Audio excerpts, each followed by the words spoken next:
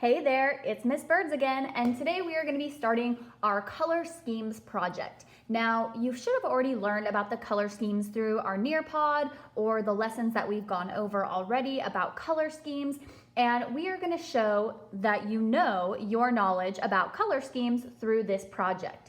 So what you're going to need is an 8.5 by 11 piece of paper, and you should have this available in your work packet. If you were not able to pick up your work packet, remember there's still time to pick it up. Any day of the week between 9 and 12, you can grab that. It's got some supplies in there, some awesome stuff that we're going to be using through the semester. So again, if you haven't picked it up, you probably want to make sure that you do, okay? If you don't have the supplies packet, a regular piece of paper will be fine, like a lined piece of paper. Of course, this is art class, so having a blank piece of paper is going to be best. We're going to be creating a pattern on this paper, so if you have a blank piece of paper, even if it's a plain blue piece of paper or red piece of paper, that should be fine. But you want to make sure the best thing that you can do is to have this white piece of copy paper. It's going to be the best for transferring images, and it's nice and it's light and it's perfect for colored pencil. So again, you want to have this. If you don't have this, you can go ahead and just have lined copy, not lined copy paper, but just a lined piece of paper from your notebook. That should also work fine. Okay, you want to make sure that you have a ruler handy or something straight to draw with, okay, like the edge of a folder or a notebook. And you wanna make sure that you have a pencil and an eraser. I'm using a kneaded eraser, so it's very small, but if you picked up your work packet, you should have a nice big eraser in there to use. You wanna make sure that you have an eraser just in case you make any mistakes, right? And we always make mistakes, so that's okay, but that's what the eraser for, is to erase it. Okay, so the first step of our project is we're gonna be folding our paper. So even though my camera, you can't really see the full piece of paper on the screen, you should have the general idea. So I'm gonna take the bottom right-hand corner of my paper and I'm gonna fold it so that it's nice and even against this edge here. Okay, now notice I still have some room at the top, and that's exactly what I want. So we're gonna be folding this into a perfect square. So once I have it lined up, I'm just going to put my thumb in the center of the crease and then fold it down one way and fold it the other way. Okay, so this is what your paper should look like. You should have this long rectangular piece on top, and you should have this triangle here at the bottom, right? So I just took from the bottom right-hand corner and I folded it up. That way it creates a nice diagonal line. And we're gonna do the same thing to the other side. So last time I picked from my right bottom corner. Now I'm gonna be picking from my left bottom corner. And I'm just gonna do the same thing. I'm going to bring my paper so that it meets the edge up here. And even where your line starts, right, your crease of your line from the first one, you can pretty much line this one up with that. It'll be very even. Again, once I get it nice and even, just the way I want it, I'm gonna push my thumb down towards the center and then use my other fingers and my thumb to create that crease going down. Okay, so again, we have that long rectangle up top and we have the triangle here.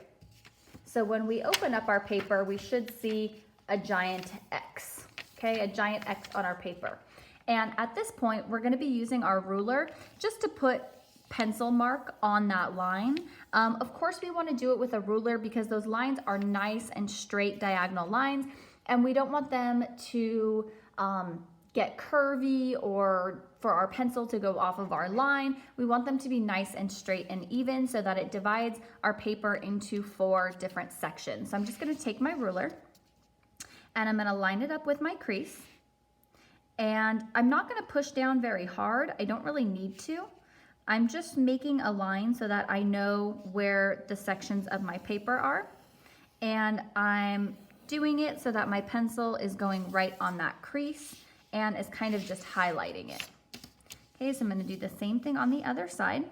I'm lining my ruler up. My crease of my paper is right here, if you can see that. And I'm just gonna line my ruler up with my crease, trying to get it as even as possible. And there we go. Okay, now if you happen to be a little bit off your crease, and I see that I am here, you can just go back and you can just adjust your ruler, right? So my bottom looks fine, but it looks like my crease could have been a little bit moved over on the top, and I can go back and erase out that line. And this is where you want to make sure that you're drawing lightly, so that way if you do make a mistake, you can go back and erase it without any damage or lines being seen on your paper.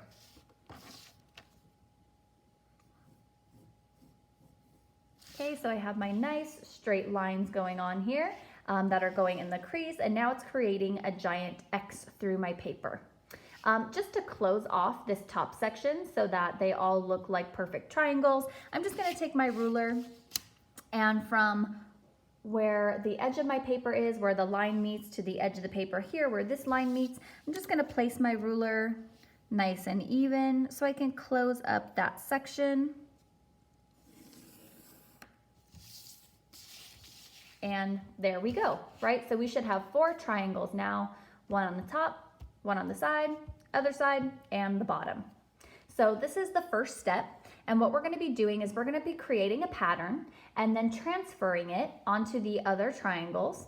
And then we're gonna be doing or coloring a different color scheme within each of our patterns, okay? So you're gonna be working with 4 different color schemes. Now, before we start that, we have to create a pattern. And a pattern is really just a shape or a design that's repeated. So normally it's varied and repeated. So we're taking the same shape and we're repeating it again somewhere else. We can change the scale, and scale is just the size. So we can do the same shape large and then also small and just repeat it and vary it. So I've actually already created a pattern on my paper here. And you're just going to start your pattern in 1 triangle, okay? Don't mind these. That was from when I was trying to trace earlier, but I'm gonna do the tracing in a second video. So for today, I just want you guys to create a pattern in 1 of these triangles.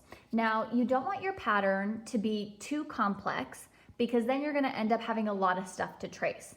And you don't want it to be too simple either, because then when you start coloring, you're not going to be able to use as many of the colors that you want in your color scheme. So by having a design that's a little bit more intricate but not too detailed is going to give you a perfect amount of aesthetic pattern, so a pattern that looks very nice, but it's also going to leave you a lot of space to color in different things, okay, which is what we want, because normally our color schemes are going to take like 2 to 4 colors. Okay, so what we want to do is create some type of pattern within this triangle. You can do whatever kind of pattern you'd like. I think the easiest way for me to describe or to start a pattern is to start with a single shape. So I kind of started with this teardrop shape, and I ended up kind of making it almost into like a little flower. And then I just created a line, and I did some half circle shapes going around here. Okay, so really if you look at my full design, it's really just that same teardrop shape and that same half circle shape, right? I just happened to do it small in some areas and then larger in other areas, but I'm still sticking with the same shape. So again, when it comes to creating a pattern, it's best to stick with 1 or 2 shapes and then just vary them and repeat them, right? So I have the same shape here, which is the same shape that I'm using here, and the same shape I'm using over here.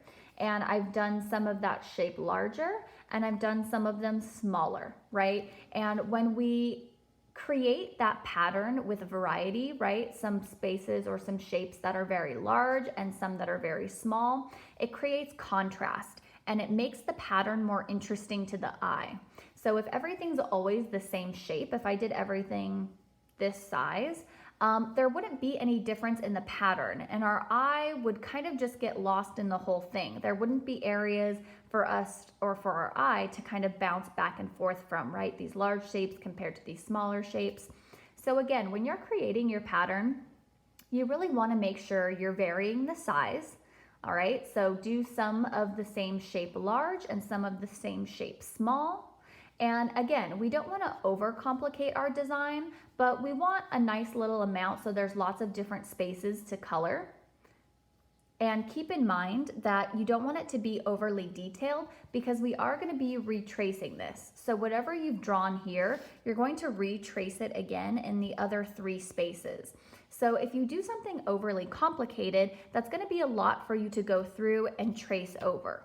Okay. At the same token, remember, we also don't want to make it too simplified. So we don't want to do something where we're only doing 1 big shape or 3 big shapes, right? You want a little bit of a design to it, so where it takes up that whole triangle and we're using a lot of space and we have a lot of areas to color.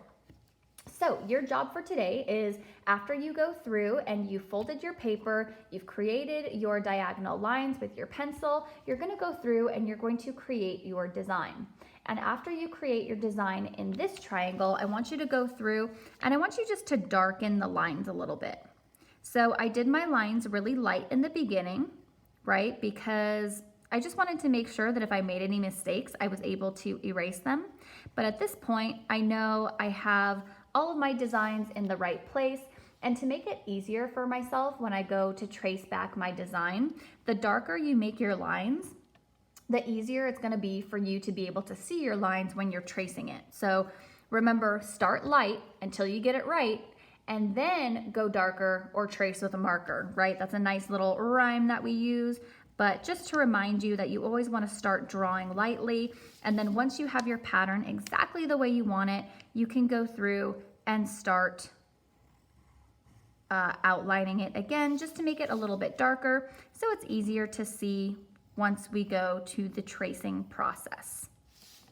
All right, so this is your assignment for today.